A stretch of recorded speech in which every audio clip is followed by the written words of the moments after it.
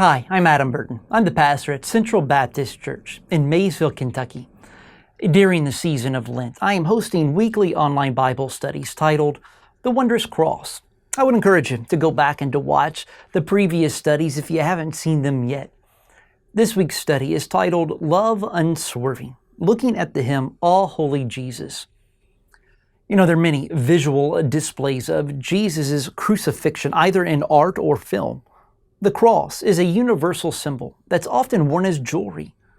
And is there anything that helps you to picture the events of Jesus' passion? What kind of feelings are stirred when you see a representation of Jesus' death? Listen to these words here in Luke chapter 23, verses 63 through 65. Now the men who were holding Jesus in custody were mocking him as they beat him. They also blindfolded him and kept asking him, "Prophesy, who is it that struck you?" And they said to many other things against him, blaspheming him. And then in Luke chapter 23, verses 26 through 34, it says, "And as they led him away, they seized one Simon of Cyrene, who was coming in from the country, and laid on him the cross, to carry it behind Jesus. And there followed him a great multitude of the people and of women who were mourning and lamenting for him.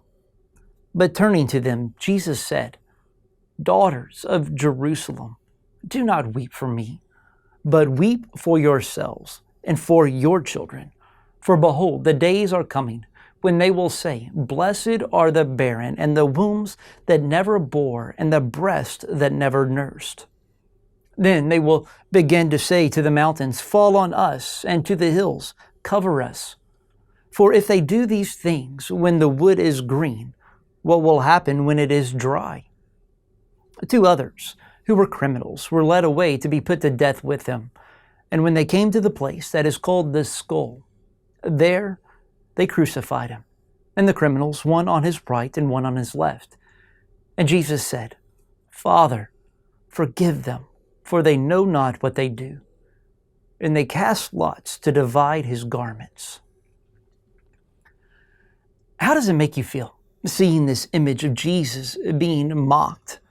With his body beaten beyond a pulp, Jesus can't physically carry his own cross, and the guards call out a man who was there to watch the spectacle, Simon of Cyrene. Many followers are weeping for Jesus, but he tells them that they should weep for themselves. Now, if it were you or me in Jesus' situation, we would probably be cursing those causing us so much pain. But Jesus says, "Father, forgive them, for they know not what they do." Can you believe that? What does it mean to you that he endured this willingly out of his love for us? How are you going to respond to that? Christian songwriter Fernando Ortega emphasizes Jesus' gruesome death was not something that happened randomly or accidentally. Jesus knew very well what was coming his way. In John chapter 10, verses 14 through 18, Jesus says, "I am the good shepherd. I know my own, and my own know me. Just as the Father knows me, and I know the Father, and I lay down my life for the sheep. And I have other sheep that are not of this fold. I must bring them also, and they will listen to my voice.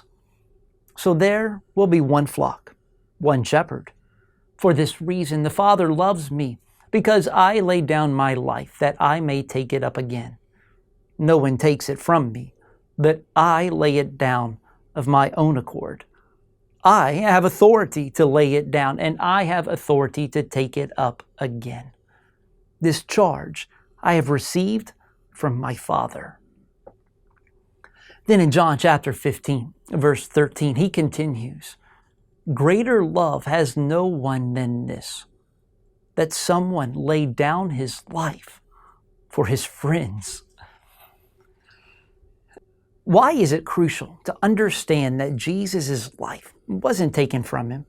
Around Good Friday, we are moved with great emotion, reflecting on the death of Jesus. However, sometimes I wonder if we don't feel sorry for what he went through. right? Even to the point of death, Jesus was fully in control. His life wasn't taken from him. He willingly gave it down for us. In Isaiah chapter 50, verses 6 and 7, it says, I gave my back to those who strike, and my cheeks to those who pull out out the beard. I hid not my face from disgrace and spitting. But the Lord God helps me. Therefore I have not been disgraced. Therefore I have set my face like a flint, and I know that I shall not be put to shame. The Apostle Paul writes in Philippians chapter 2, verses 6 and 8, who, though he was in the form of God, did not count equality with God a thing to be grasped, but emptied himself by taking the form of a servant, being born in the likeness of men, and being found in a human form, he humbled himself by becoming obedient to the point of death, even death on a cross. Now, what strikes you about this humility and the humiliation of Jesus? For me, he did all of this not deserving any of it. And not just that, but he knew everything that was going to happen. Right? If you knew that you were about to be arrested, beat almost to death, and then hung on a cross to die, I would run as far away as I could. But Jesus didn't. In the hymn, Ah, Holy Jesus, it demands a painful recognition. It was because of sin, our sin. It was for our salvation that Jesus endured his bitter passion. What is your response to these words? And the last hymn of this proclaims this. It says, therefore, dear Jesus, since I cannot repay you, I do adore you and will ever pray you. I mean, think on your pity and your love unswerving, not my deserving. I love those words. We shouldn't pity Jesus. No, he pities us and willingly laid down his life for your salvation. I love that it says, since I cannot repay you, I do adore you. So as we think about Jesus' death, may we adore him.